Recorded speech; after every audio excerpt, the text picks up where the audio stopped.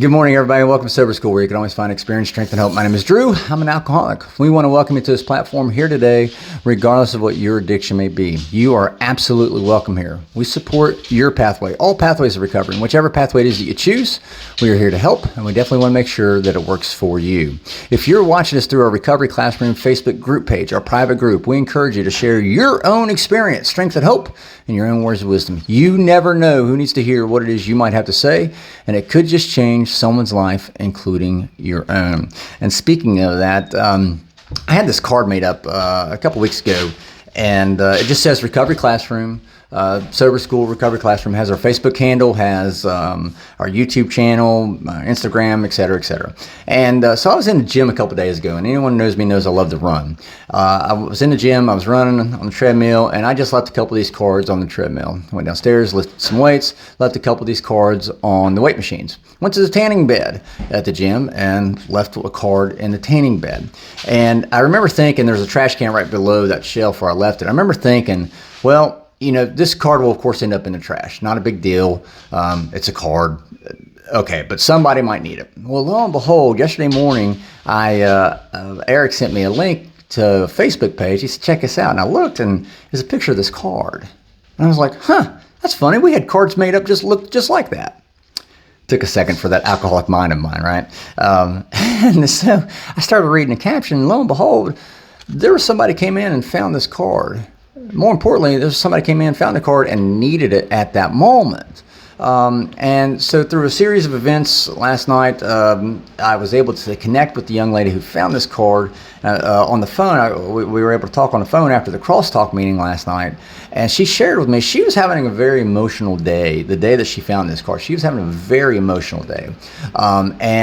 So she went to the gym, and she said it was face down, right? And so she picked it up and looked, and it was like that aha moment that she needed for that moment, at that moment, specific moment, because she was just having a really, really tough time emotionally. And she picked it up and said, saw it and said, well, what's this about? And so she joined onto the Facebook group page, the Recovery Classroom, and then it hit her.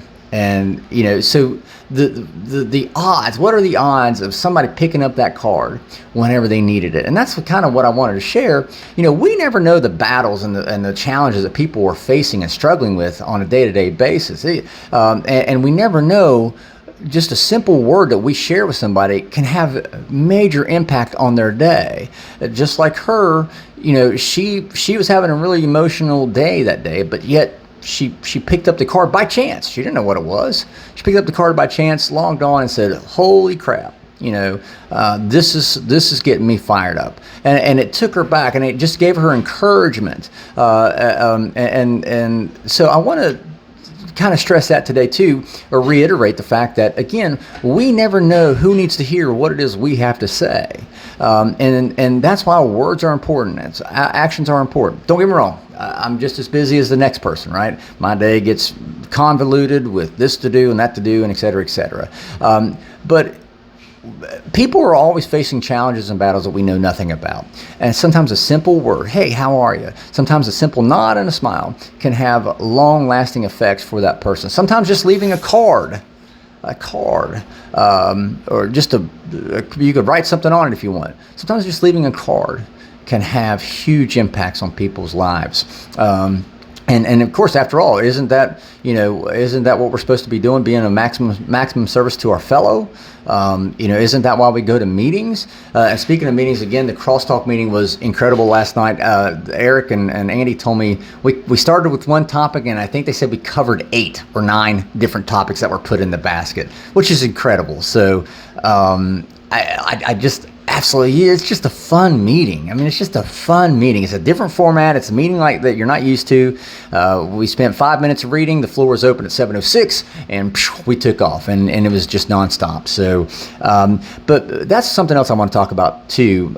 Meetings are vitally important to our recovery. The very first line of chapter 7 says, practical experience shows that nothing insomuch ensures immunity against drinking or drugging as intensive work with another alcoholic. Meaning that when we sit down and talk and share with another alcoholic, another drug addict, That's how we ensure immunity. That can be through the form of an actual formal meeting where you walk into a big room with a bunch of people and you sit down, you go through 15 minutes of readings, and then you start one by one sharing. That's that way. Meetings can happen in the Waffle House parking lot, in the Waffle House, at the 7-Eleven, at the Kroger's. I know this all from firsthand experience. It happens on the phone. It can happen virtually. When you're sitting and talking with another alcoholic, another drug addict about your common problems and your common solutions, that is a meeting. I liken it to food, if you will. When you need to feed your family for the week, you don't go down to the gas station and get the box full of Twinkies, do you, to feed your family? You don't go down to McDonald's and you buy a week's worth of food from McDonald's. No, of course not. One, you pay through the nose. Two, the food would go bad, right? Three, it's probably not the healthiest food to pick either for your family. You want to feed your family, and yourselves food of sustenance, food that can sustain your life. And so you go to the grocery store. Meetings are the same way.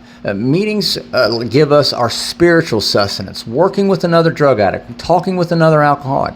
That's how we feed our spiritual sustenance. That's how we get healthier, spiritually healthy, spiritually stronger, is through meetings. And so meetings are important, terribly important. To give you a great example, last week I had some two bad pieces of news that arrived and hit me like within 24 hours of each other. And I was like, oh shit. The old Drew would have went out and immediately drank. But what did I do? I did what I was supposed to do. I did what I knew to do. I did the next right thing, which was I got involved in meetings, and I poured myself into meetings. I attached myself to people, like-minded individuals, people who shared the common problems and shared the common solution. And I stayed locked in and I stayed engaged. Meetings are vitally important. If your goal is to get clean and sober, meetings are vitally important. Again, it's the way you feed your spiritual body. It's the way you feed, it's your spiritual sustenance, as I like to say. And so when you go into a meeting, ask yourself, am I getting out of this meeting what I need? Am I getting fed? I've walked into meetings where I've gone, holy crap, again, the meeting down in Huntington where I met Keith and all these guys, that meeting was a huge meeting for me. I've also walked into meetings where I've said, I don't think I need to come back to this meeting. I've walked into meetings where I've heard people say, sit down, shut up, you don't have 90 days of sobriety. I've heard that actually said with my own ears. I'm not making this shit up. Right? You have nothing to contribute. I've heard that. What?